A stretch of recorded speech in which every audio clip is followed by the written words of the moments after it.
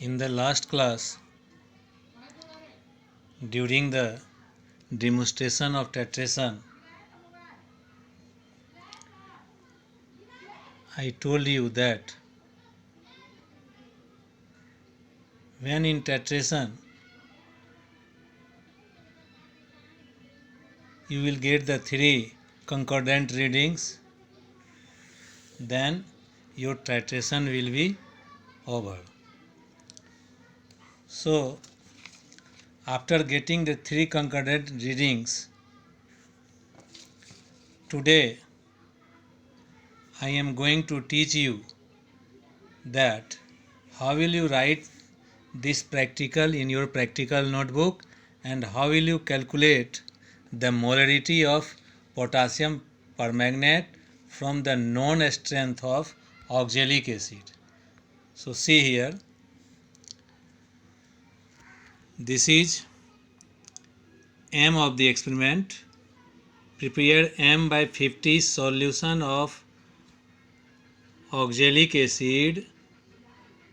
With its help, determine the molarity and strength of the solution of KMnO4, that is potassium permanganate.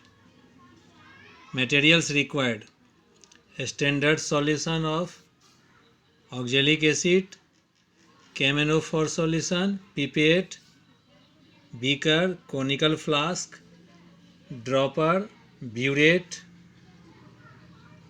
4N sulfuric acid. It is available in lab. Now theory: titration is based upon redox reaction. Redox reaction. Here will be reaction. Redox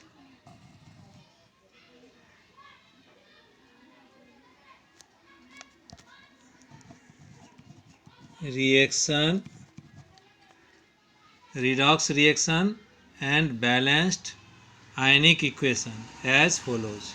So this is the molecular equation: 2KMnO4 plus 3H2SO4, K2SO4 plus 2MnSO4 plus 3H2O plus 5 moles of nascent oxygen. Here oxalic acid, it is dihydrate, plus 1 mole of nascent oxygen. The mixture is heated till 60 to 70 degrees C. When you will take the oxalic acid in conical flask and you will put 4N sulfuric acid in that conical flask, then you have to heat the solution mixture up to 60 to 70 degrees C. So such reaction happens in that. Now the reaction of KMnO4, the overall reaction will take place, which is given here.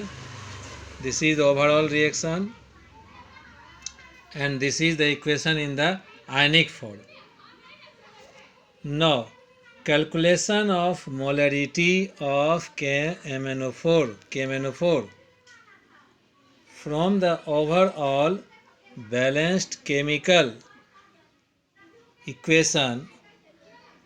It is clear that 2 moles of KMnO4 react with 5 moles of oxalic acid, which lies in a 2.5 ratio. Thus M KMnO4 multiplied V KMnO4 by M oxalic acid multiplied V oxalic acid will be equal to 2/5. Now where KMnO4 is equal to molarity of KMnO4 is to be calculated, that I have to calculate. V KMnO4 is equal to volume of KMnO4 solution consumed during titration obtained as concordant reading.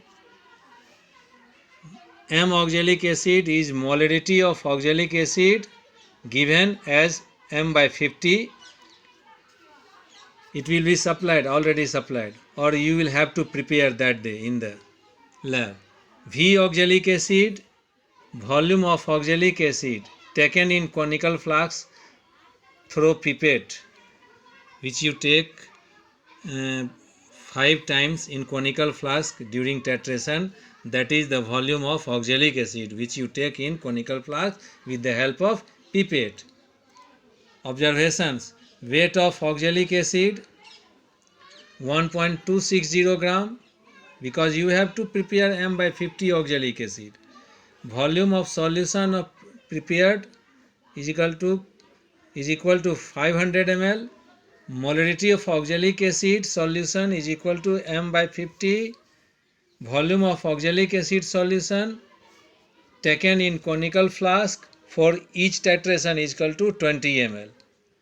Now, this is the observation serial number. Then the reading of titration, that is serial number in one. Suppose the reading in burette, reading of volume of caminophore in burette is equal to 15.5 ml. When it is consumed during the titration, it is equal to 23 ml. So difference is 7.5. So in the second titration, now this will become the initial reading and this is the final reading. Difference is 7 ml. In the third experiment, 30 ml, it is the initial reading now, 36.5 and 6.5 ml. And in the fourth reading titration, it is 36.5 and 43 is the final, and the difference is 60.5.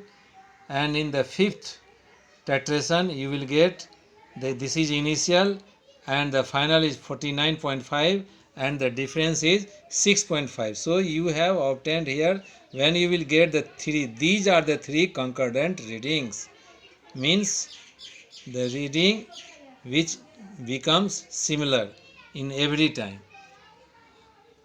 So now calculation, m1 v1 by m2 v2 will be equal to 2 by 5. This 2 is according to the equation.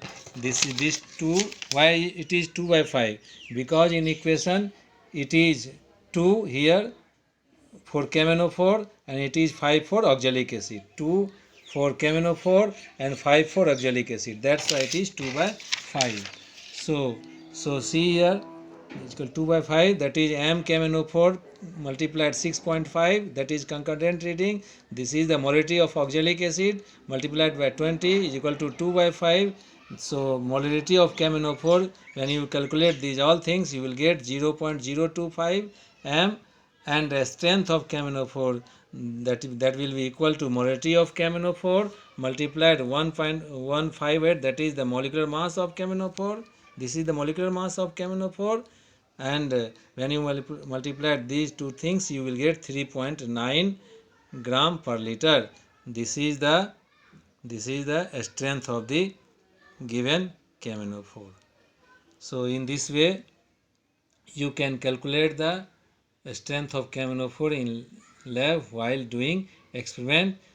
So I suggest you, through these two classes, I am going to suggest you that you have to write this practical in your practical notebook, because we have to do this also according to your course. So don't ignore it. Write in your practical notebook, that is available in the market. You purchase it and write in your practical notebook. Thank you.